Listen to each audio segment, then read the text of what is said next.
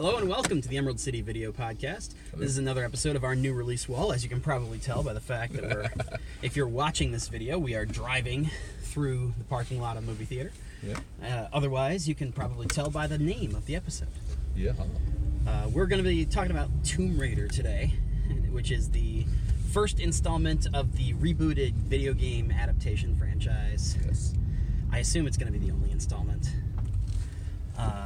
Yeah, I mean, it'll be interesting whether it makes serviceable enough money where they're like, well, we own this property, we have to make a movie. All the moving parts are there, which I think all the moving parts are there. All the actresses and the actors and the people are all very good. It's just this was a bad script, I think. The script is kind of whatever. I mean, okay, so one of the big criticisms that we always hear about people complaining about the DC movies, like the Zack Snyderverse movies, is that they're just not fun. Yeah. And I felt like this movie was just not fun. And so that's usually a criticism that I hand wave because I'm like, oh, but if it's visually interesting and it's well made and well done and blah, blah, blah, then who cares if it's fun? Yeah. There wasn't enough there for this movie for me to justify how dour it was. Like, it just took itself so seriously. And, like, the only really interesting emotional connection in the whole movie was between Lara and her father. Yeah. And that was kind of injured by the fact that implicit in the story is this idea that he flies off, leaves her for, years / possibly forever. In order to pursue this kind of bizarre fantasy because he's incapable of moving on from the loss of his wife. And then he essentially, like, the loss of her father sends her down this exact same spiral. And she is incapable of dealing with his loss, and and it's funny because, like, he was like, do you think she'll now take over? Because it's like, he's gone for 5 years. She's a wealthy heiress. And it's like, oh, where have we seen this plot line before? Wait, who's the showrunner of this movie? But it would actually be interesting to add it to the Arrowverse or something like that. But, there's, honestly, I'm okay. Like, I enjoyed it enough. I read like one review basically explaining it's like the video game, right? And that's what I understand. Yeah, and I think I agree with you. It is like just even the kind of overcast of the whole thing is very sadness. Girl who lost her father and can't get over it, and to a level of kind of stupidity, like which all of these things are kind of like. That's always a thing. There's a lot of tonal clashing. Like when you look at Batman, Superman, there's an overall kind of darkness and dourness of the material. But it's consistent throughout the film, and the script supports it. In this movie, I felt like you've got this incredibly downcast movie with all of these kind of implications of terrible things.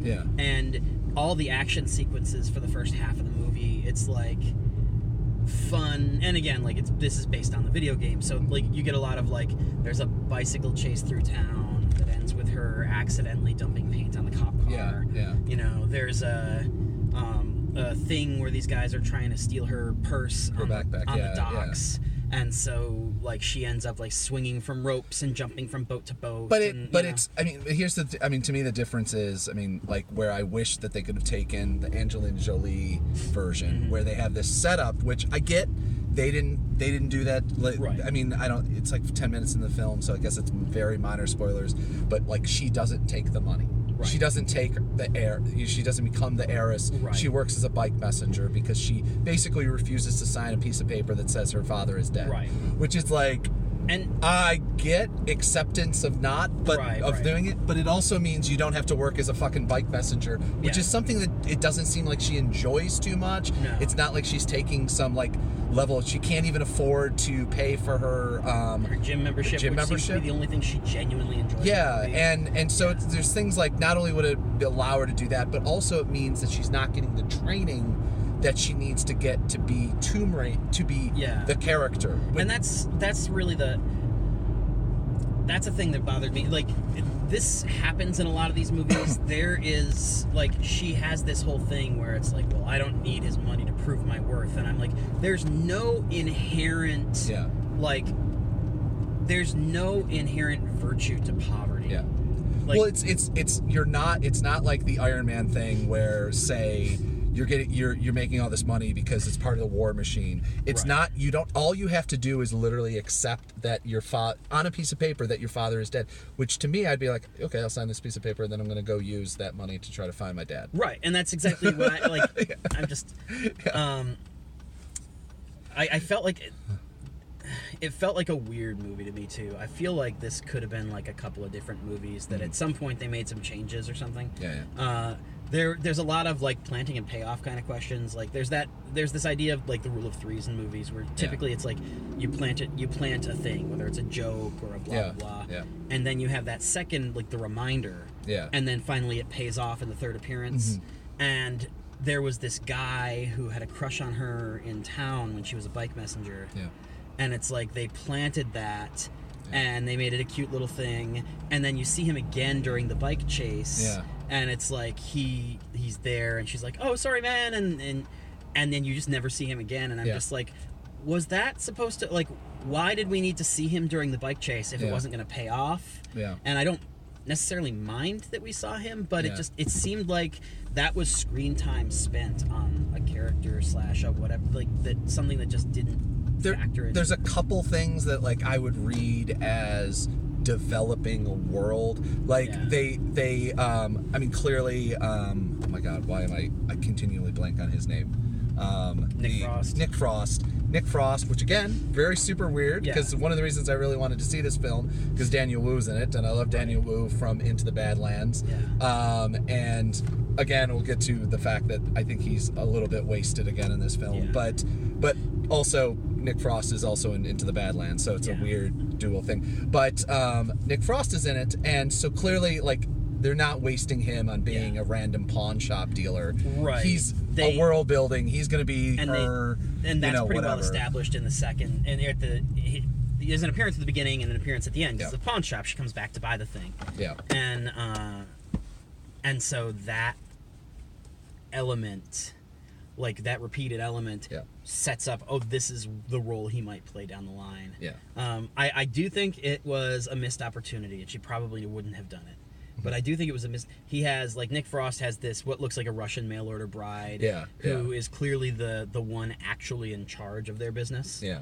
And I really, it's a missed opportunity that was not Angelina Jolie in a cameo. Or something, Because I felt like that specific role, like, because of the amount of camera time, but she is significant, and there's this like moment where she has eye contact with Lara where it's like, hey, you know what's up, and it just felt like to me like that's where I would have put Jolie, right?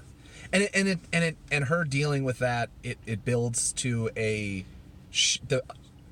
this kind of like idea maybe that she has like an understanding of the underworld, the quote unquote underworld. I mean, it's super light underworld, but like, which is also would be a thing that she would need in her roles of how to deal with people, and so it's weird because it also establishes, like, if this was a TV show, this would be like the pilot, and she's gonna, this is the Tomb Raider. She learns throughout the whole thing. This is Gotham to Batman, you know, but she immediately jumps into the world where she needs to know second languages, so she clearly doesn't know another language, which is kind of mind blowing because she's established as a brilliant human being, and she's in Europe. She's not in the U.S. where it's an expectation. I mean, she does. I mean, albeit she does go to Hong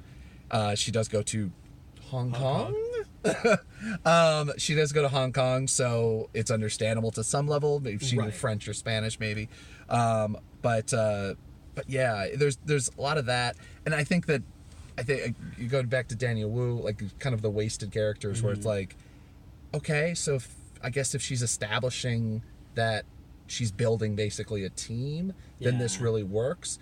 But like, you had that whole bike messenger chase thing. I don't think paid off well enough that you could have spent that developing Daniel Wu's character, developing Nick Frost's character, developing 8,000 other things. Spending any amount of time with her and her father. Yeah, like, yeah. As also, just a random thing, and this is not a big deal, but like, it's been established that it's 7 years. Yeah. In none of the flashbacks does she look like 7 years from the point that this child is here, she'll look like Alicia Vikander. Yeah. It's like, no, in 12 years maybe. Yeah. Also, the kids were all extremely white. Yeah.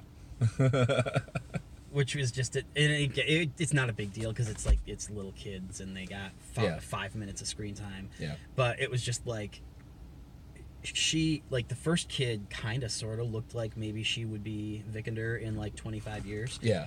And then when you see like 13-year-old Lara, you'll see her and she's like, oh, she's like Irish now. Yeah.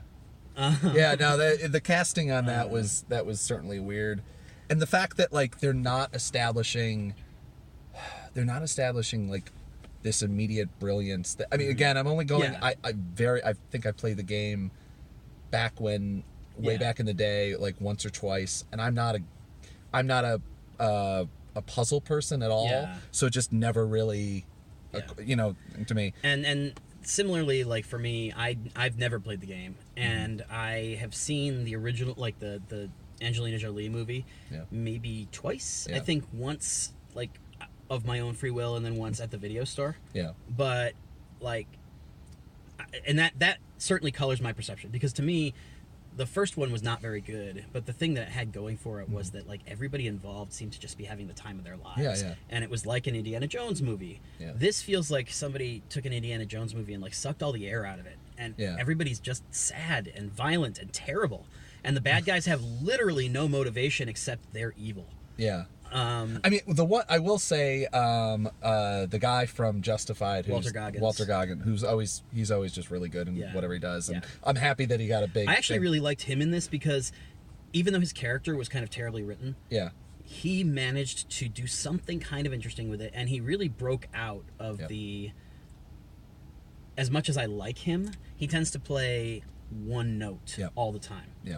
And this movie, he does something very different from his usual character. Yeah. And it spotlighted the fact that, the reason he gets all of those like sleazy creepy guy roles is because he's a damn good actor who like is known for sleazy creepy guys. Yeah. And basically Justified got him. Yeah, exactly. He's completely that character who has been able to have depth.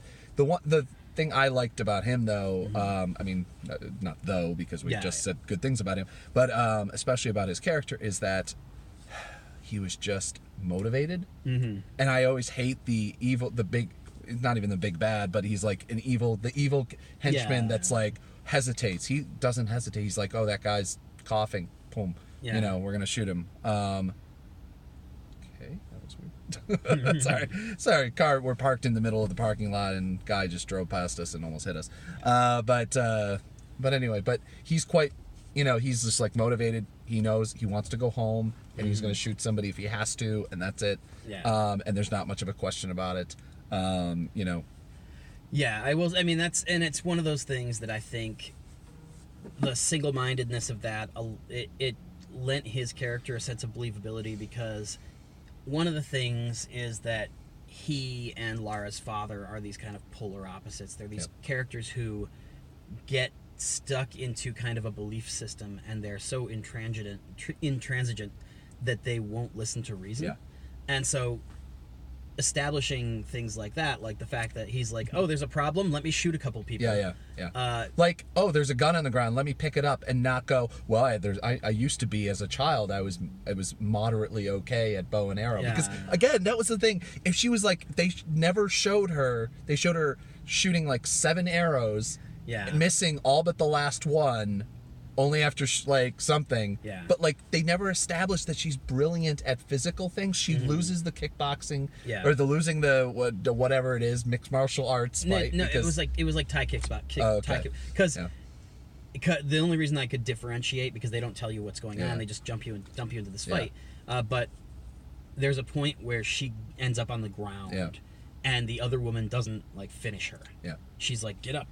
Yeah. And so I mean, it could just be that woman's an asshole, and that it was MMA, and she's just like, I'm so much stronger than you that I don't need to take my advantage. I mean, I got that they were training the girl doing sex, but either way, but like she loses at that. She ends up like crashing into the police car thing during the bike chase. So she's not like, she uses her brains to some level to win. She's not athletic. Yeah. As opposed to Angelina Jolie's character, she was just fucking brilliant. She was video game good at everything right off the bat. I mean, which is obviously that version of the film, that story you entered, what probably you'll have in if there is a second in the film. So she's done a lot of things or whatever. But there's just like a lot of the like again like the strong-willed thing, and the entire storyline would be defeated right off the bat if she had signed the paper right off the beginning. And gotten her millions or billions, I would assume, so that she could hire a fucking SWAT team force to go to this island, which again, they established that it's a helicopter distance away from everything as opposed to taking a rickety old boat. Yeah.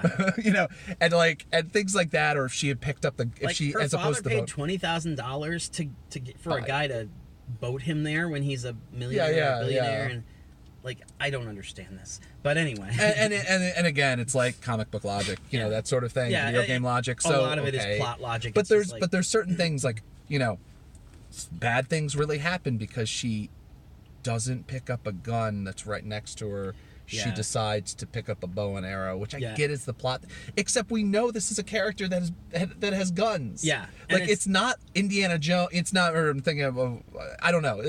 I'm trying to think of the character that don't pick up guns. Batman. But or something. Well, anyway. But so that's and the funny thing about that is, as somebody who doesn't play this specific game, but who has obviously played video games in my life, I just kept thinking to myself, the guy you just killed has a gun. Yeah. Like, video game 101 is you get the stuff that the bad guy was carrying when you killed him. Yeah. And I'm like, that's literally like a thing that anybody knows about video games. Yeah. I mean, I will say though, if you enjoy the video game, I would assume if you enjoy the video game, you're gonna have different problems. Yeah, exactly. You're gonna have very different problems than we would have with it. Right. But I will say it does really feel like probably only other, and it's a bad comparison because it's a monstrously worse film, Doom. Yeah. It's the only other game that I can think of that like, wow, it actually feels like if I had a controller in my hand, and except it doesn't look stupid. It doesn't. They figured out a way, and obviously Tomb Raider, especially the later incarnations, are extraordinarily cinematic. Yeah. Like they think about that. It's not just gameplay. Right. And the actual puzzle things are really built in there. It takes the game, I think, more seriously. Yeah, and like I said, it takes it like I felt the movie took itself too seriously. Well, I felt it to its detriment. Yeah. But I do think that that's something that people who enjoyed the game and who really like this franchise will like, because the previous film iteration, as far as I can tell, had very little to do with the video game outside of the basic premise. Yeah, the outfit basically, right. and the Whereas this one feels like the video game, even if it gets like specific plot stuff wrong or specific whatever wrong, like it feels like the video game. I do think that it could have done better for itself by allowing a little bit more of the fantastical. Yeah. Like the whole movie kind of hinges on this idea that there's this like ancient Japanese death queen who might be immortal and who might be magical and it's a the whole thing feels very much like Indiana Jones and the Temple of Doom. Yeah. But it doesn't have that edge that Indiana Jones had of like the tongue-in-cheek like self-awareness. Yeah. Like this took itself so seriously that it had to like give a like an implausible but still to give a scientific explanation to the like ancient Japanese death queen. Yeah. Instead of either A, having it be nothing. Yeah. Just nothing, we're robbing a tomb. Yeah. Or B, oh shit, yes, there's really magic. Yeah. Either one of those, I think, would have bothered me less than like trying to apply some kind of weird logic to like or some kind of weird like fake science to what you know. And again, that's a minor quibble. Yeah. Another minor quibble, because you brought up the kickboxing. I felt like that I could see what they're trying to do, because in the fight with Walter Goggins in the end, and I won't spoil like anything except for this one thing that happens during the fight. There's a moment where he gets her in that same headlock, and she successfully does the like flips him out over and out of it to like continue the fight for another 4 minutes. But so I think that what they were doing there was that they were trying to set up that like this is her progression, and now she's become this person because she successfully did this thing in a moment of crisis that she wasn't able to do in a moment of comfort at the beginning. The problem was they had her do it once before. I don't know if you caught that. Like the very first person who she kills, which is not really a spoiler because it's like she does kill people at Tomb Raider, and because it's 15 minutes into the movie or whatever. But it's like the first guy she kills, he gets her in that headlock and she bites his arm. And I actually thought the fight with that guy was what the final fight should have been, because it really bothered me that we're in the middle of this kind of renaissance of strong female characters in these movies, and that Lara Croft, who's like the most badass of badasses, essentially lost the fight and then turned it around by punching the guy in the balls while she was on her knees. And I'm just like, I kind of like, I wouldn't have minded that as much if it was the fight in the middle of the movie. Having that be like her culminating moment is that she punches the dude in the balls. I'm just like, this feels distinctly unfeminist to me. Well, I mean, and this is, I don't know, spoiler territory or whatever, but not like, oh my god, sort of spoiler territory. Or the other thing is she could have ran across the ladder and knocked it off from the other side. Yeah. And like literally that would have ended it and she would have been able to do it, which I get she had to confront the bad guy to some level, I think. Even though I think that would have been a more satisfying ending because he literally, like, she did this amazing leap to like get in front of him and then fight him on the ladder, even though that only lasted 10 seconds. And then when she was on the wrong side, she kicked it off. So she still did it. But then she's like, she wait a minute. herself in the tomb. Yeah, especially considering, you know, all that shit that's about to go down is going to happen. And so... No, and I had that same because that also uses... Like, if they're establishing her as more of a intelligence, say, like she uses her brains, which would be okay. Yeah. Especially when you have Daniel Wu, who's a fantastic, not only a fantastic actor, but also really awesome at martial arts. Yeah. You could have her in the next film be, oh, I'm the more brilliant one. I can do the cool stuff. Right. I can hang from things. I can do whatever I need to do. But I got a really badass guy next to me who can do things. Like, that would be fantastic. But no, she had to confront a guy who, you know... Well, that's the other thing. They didn't make Walter Goggins a physical threat in the movie, really. Yeah. He was in charge of his little private army, and he had a gun. And that's what made him threatening. We never see him be a physical threat until he's fighting with Lara. Yeah.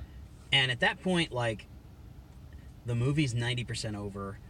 He's shot in the leg and hobbling, and she like does her epic thing to get in front of him, and as soon as he's like, oh really, you want to go, little girl? I just wanted her to kick him off and to his death and turn around and leave. Yeah, just 300. I didn't want a final fight. No, there's no reason for the fight. Like I would have just chopped that right out. Yeah. I mean, like I said, I think it would have been more satisfying to do the thing, also because it would have been an Indiana Jones reference to something, the ladder neck thing. I mean, there's also like I hate to get into the business of rewriting these things because that's not real criticism. Yeah. But I will say that, like, in my head, I had, like, oh, they could do this, and it would have been a cooler, and it would have more effectively used the, like, group of revolutionaries outside, and it would have blah, blah, blah. Well, it's definitely, I mean, we often get into rewriting, but but I mean, I think one of the big problems is, again, it's like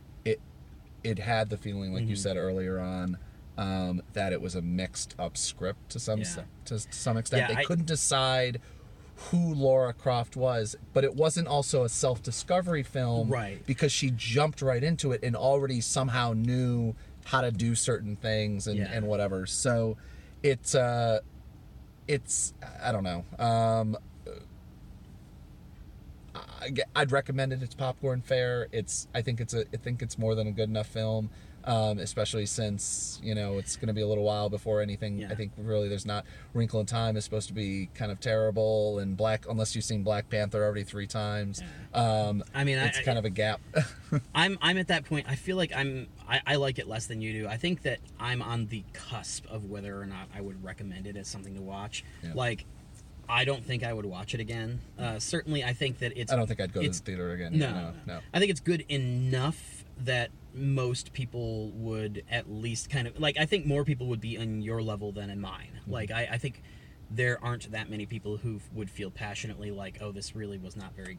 Like to me, I really didn't like it. Like the tonal stuff, just really it didn't work for me. And I can't explain exactly why, other than this particular script with this particular tone didn't work for me. Yeah.